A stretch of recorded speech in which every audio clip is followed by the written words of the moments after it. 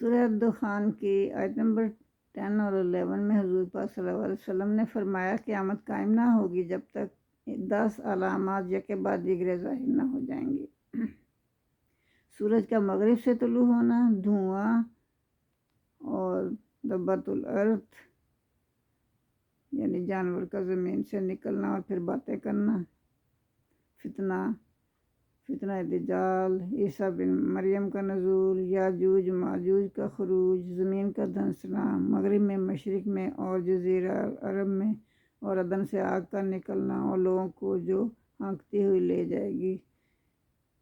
حضور صلی اللہ علیہ وسلم نے دھوئیں کو علامات قیامت میں شمار کیا ہے، اور یہ بھی فرمایا کہ وہ دھواں جب چھا جائے گا تو مومن پر اس کا اثر صرف زکام جیسا ہوگا اور کافر کی نس نس میں بھر جائے گا۔ جزاک اللہ۔